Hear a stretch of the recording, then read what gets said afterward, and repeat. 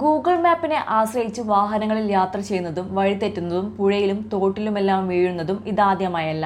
ഏറ്റവും ഒടുവിൽ ഇന്ന് കോട്ടയത്ത് നിന്ന് അത്തരമൊരു വാർത്ത കേൾക്കാനിടയായിട്ടുണ്ട്. ഹൈദരാബാദിൽ നിന്ന് കേരളത്തിലെത്തിയ 4 അംഗ വിനോദസഞ്ചാര സംഘത്തിന്റെ കാറാണ് കോട്ടയം കുറുപ്പന്തറയിൽ തോട്ടിൽ വീണത്. യാത്രികർ അത്ഭുതകരമായി രക്ഷപ്പെട്ടെങ്കിലും വാഹനത്തിന് കേടുപാടുൾപ്പെടെ വൻ നാശനഷ്ടമാണ് സംഭവിച്ചത്.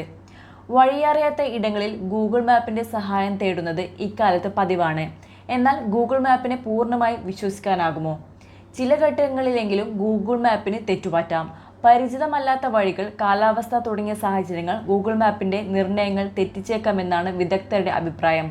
ഗൂഗിൾ മാപ്പിന്റെ സഹായത്തോടെ സഞ്ചരിക്കുമ്പോൾ പ്രധാനമായും ശ്രദ്ധിക്കേണ്ട ചില കാര്യങ്ങൾ എന്തെല്ലാമെന്ന് നോക്കാം. പല സാഹചര്യങ്ങളും സൂചകങ്ങളും പരിശോധിച്ചാണ് ഗൂഗിൾ മാപ്പ് വഴി കാണിച്ചു തരുന്നത്.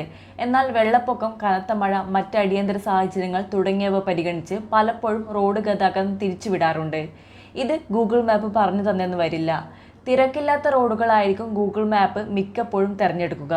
എന്നാൽ അവ സുരക്ഷിതമായിക്കൊള്ളണമെന്നില്ല.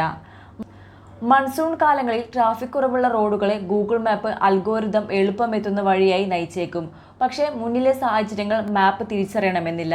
വീതി കുറഞ്ഞതും സുഗമ സഞ്ചാരം സാധ്യമല്ലാത്തതും അപകട സാധ്യതയുള്ളതുമായി റോഡുകളിലൂടെ ഗൂഗിൾ മാപ്പ് നയിച്ചേക്കാം. അതിനാൽ നാം ലക്ഷ്യസ്ഥാനത്ത് എത്തണമെന്നില്ല. കേരളം പോലുള്ള പ്രദേശത്തിന്റെ ഭൂപ്രകൃതി പല സമയത്തും പലതാണ്. ഒറ്റപ്പെട്ട മഴയിൽ പോലും തോടുകൾ കവിഞ്ഞൊഴുകാനും മരം കടപുഴകി വീഴാനും സാധ്യതയുണ്ട്. രാത്രികാലങ്ങളിൽ GPS സിഗ്നൽ നഷ്ടപ്പെട്ടാൽ ചിലപ്പോൾ വഴിതെറ്റാനുള്ള സാധ്യതയും ഏറെയാണ്. ഇത്തരം റൂട്ടുകളിൽ സമാന്തര പാതകൾ നേരത്തെ തന്നെ സേവ് ചെയ്യാം.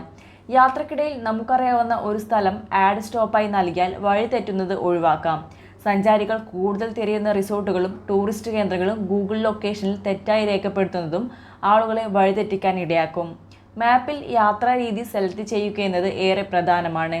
4 ചക്രവാഹനങ്ങൾ, ഇരുചക്രവാഹനങ്ങൾ, സൈക്കിൾ, കാൽനടയാത്ര, ട്രെയിൻ എന്നിങ്ങനെയുള്ള ഓപ്ഷനുകളിൽ മാറിപ്പോയാൽ പണി കിട്ടുന്നത് ഒരു പരിധിവരെ ഒഴിവാക്കപ്പെടും. ഗതാഗത തടസ്സം ശ്രദ്ധയിൽപ്പെട്ടാൽ ഗൂഗിൾ മാപ്പ് ആപ്പിലെ കോൺട്രിബ്യൂട്ടർ എന്ന ഓപ്ഷൻ വഴി റിപ്പോർട്ട് ചെയ്യാം. ഗൂഗിൾ മാപ്സ് ഇക്കാര്യം പരിഗണിക്കും. ഇത് പിന്നീട് അതുവഴി വരുന്ന യാത്രക്കാർക്കും തുണയാകും. തെറ്റായ സ്ഥലനാമങ്ങളും അടയാളപ്പെടുത്താത്ത മേഖലകളുമൊക്കെ ഈ രീതിയിൽ ഗൂഗിളിനെ അറിയിക്കാം. News desk, Kannur mirror.